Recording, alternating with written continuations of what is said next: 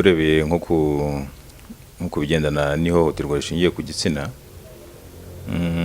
harimo icyo cyo ko umuntu yafatwa ku ngufu. Hari ingaruka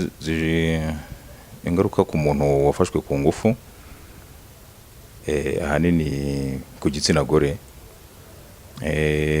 Ingaruka zirimo hari kugira igikomere ku mutima, we umubwiye kubera ko kuba yarafashwe ku ngufu akumva ko atisanzuye muri bagenzi be babizi, baba bazi ko yafashwe ku ngufu, kujya mu ruhame rwa bagenzi be bikamutera ipfunwe, iryo pfunwe araribika ku mutima akarigumana, rigahora ari ikintu yumva kimukomeretsa ku mutima. Ikindi hari guhugwa mu gihe akuze, agomba nko gushaka umugabo. Hari igihe aba yumva afitiye ubwoba umugabo w'igitsina gabo, aho abonye igitsina gabo cyose kumva afite ubwoba kuko yigeze gufatwa ku ngufu ari umwana. Aho ngaho naho yumva ni za ngaruka agenda agira amaze gukura. Ku ruhande rumwe ndumva ari ibyo ku muntu waba warafashwe ku ngufu. Ikindi wenda umuntu atakwirengagiza ariko gufatwa ku ngufu, hari indwara ashobora gukuramo. Hari indwara zidakira, indwara akakuba yakuramo uburwayi runaka akabukurana kurinda ashaje. Hari ukwangirika ku myanya ye myibarukiro kuko yaba yarashobora kuba yarafashwe ku ngufu ari muto, cyangwa se no gufatwa ku ngufu. Nyine ufashwe ku ngufu numva ni igikorwa ukorerwa utabishaka. Igihe cyose ukoze utabishaka habamo kugira kwangirika ku myanya myibarukiro y'umugore, bitewe n'umufasha wari gashobora gufatwa n'igitsina gabo n'abagabo barenze umwe, bose bashobora kumwangiza. Ibyo byose rero ni za ngaruka agenda agira riterwa n'ifatwa ku ngufu rijyanye n'iryo hohoterwa rishingiye ku gitsina. Kugira ngo ihohoterwa ricike uko mbyumva cyangwa nabitekereza ku giti cyanjye, hari kwigisha, guhora umuntu bigisha ndetse no guhana, kuko icyagiye kigaragara kenshi hari guhanwa ntago nta mbaraga mbona bishyirwamo, kuko hari abazwi neza ko bagiye bafata abantu ku ngufu, bafasha abana cyangwa se bafata n'abantu bakuru. Igihe cyose yumva ngo yafashe umuntu ku ngufu abihanirwe, niba ngombwa ahanwe ku mugaragaro. Icyo kintu rero niba kidashyizwemo imbaraga mu guhanwa, ndumva ntabwo rizarinda ricika, rizaguma ari ikibazo.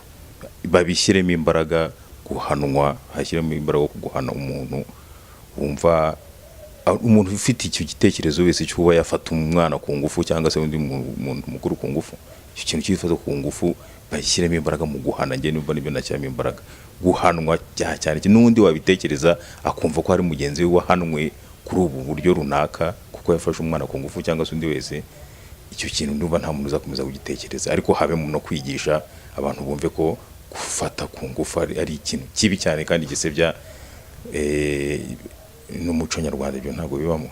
Aho ngaho wavuga ngo ni ryari umuntu wumva ko wahohotewe bishingiye ku gitsina. Aho ni ndagenda ngaruka ahanini ku gitsina gore, kuko aribo bagira imbaraga nkeya muri ibyo bintu. Aho ushobora kumva yahohotewe nk'igitsina gore, reka mbisanishe mbijyane nko mu kazi runaka. Ushobora kugira mu kazi runaka bakamwumvisha ko akazi gahari ari ak'abagabo, kagenewe abagabo, ariko muri rusange wareba ugasanga n'umugore yagakora. Icyo gihe niba banyimye akazi, niba ndi umugore bakanyima akazi, banga akazi ngo kagenewe abagabo, niba ari gukubura cyangwa no gusukura imbuga runaka, ngo cyangwa se guterura amatafari kugira gute, bakavuga akazi kagenewe ngabo, bakaba bambira ngo akazi ngo kagenewe abagabo. Abagore sinagashobora. Ku bwanjye ndi umujyi igitsina gore mba numva nkohotewe, kuko barandenganyije, banjijije ko ndi igitsina gore, bakumva ko ako kazi ntagashobora. Aho ngaho naho nakumva ndenganye cyane pe, nakumva ndenganye kuko ndi igitsina gore, mba ntashobora ako kazi. Ku rwego rw'umugabo nanoneho, kuko abagabo nabo barahohoterwa, byose bigendanye n'akazi. Niba ngiye gusaba akazi k'ubusekreteri, ubunyamabanga ibunaka, bakambira ko akazi bashaka cyangwa se kagenewe umugore, kuko bakumva ko ahantu henshi aho tukunda kugera institution tugeramo dusanga hanini abanyamabanga ari abagore.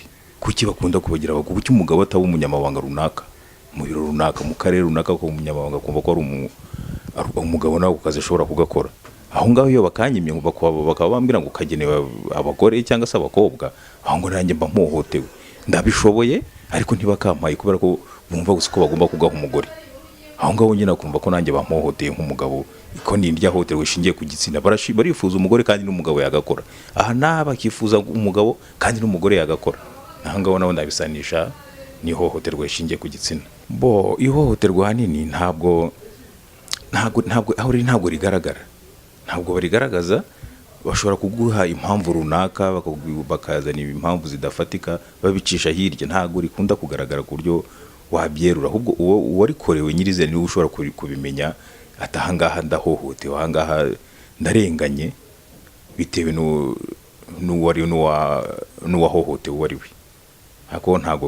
Ntabwo wabibona ku maso ngo ubone ko ahantu hari ihohoterwa, ariko uwo arikorewe arabimenya. Nk'umugabo ariko ahantu hose nahisanga, ahantu hose banyibonamo nk'umugabo, aho hose banyibonamo badashingiye ko ndi umugabo, ariko aho bashingiye ko nshoboye, aho ngeze hose babura ko nshoboye, aho ngaho hose ndahisanga.